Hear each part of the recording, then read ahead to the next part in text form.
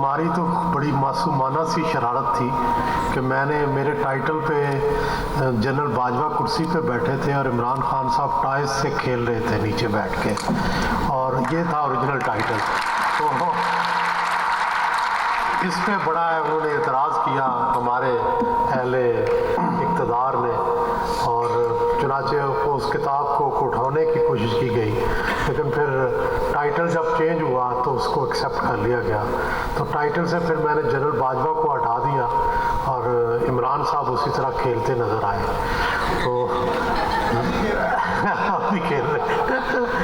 तो सच्ची बात तो यह है कि पाकिस्तान में ये सिर्फ दावे हैं, तहरीर व तकरीर की आज़ादी जो है बड़ी अनका है। जब भी आप किसी पावरफुल क्वार्टर की तरफ इशारा करते हैं, चाहे वो सियासी हो या गैर सियासी, और अगर गैर सियासी हो तो फ़ौरन रद्द अमल आता है, फ़ौरन रुकावटें दरपेश शुरू हो जाती हैं। लेकिन मैं समझता हूँ कि आज का जो कालम है ये इजहारिया है।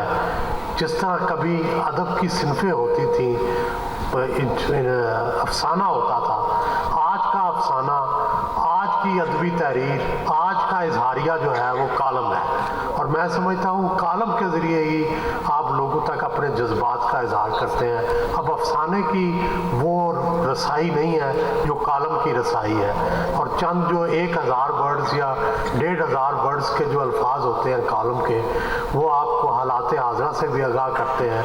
और जैसे आसमा शिराजी का कालम हो तो उसमें अदबी चाशनी भी होती है, अल्फाज का रचाव भी होता है, तमसीली अंदाज भी होता है, अलामती रंग भी होता है, जैसे कहानी बड़े घर की एक अलामत है।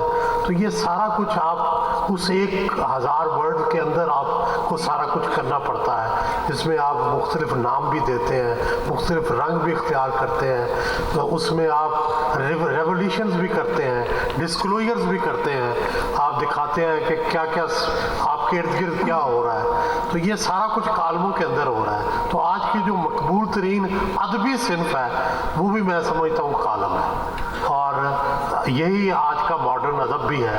तो मैं आसमा शिराजी साहब को मुबारकबाद देता हूँ कि आप सिर्फ कालम निगार ही नहीं हैं, आप एक अदीब भी हैं, आप एक अदीबा भी हैं, और अदीबा के तौर पर आपके ये कालम जो है ये लिए जाने चाहिए। और ये सिर्फ कालम नहीं है, ये अफसाने भी हैं, ये अदबी शापारे भी हैं, ये इजहारिये भी हैं।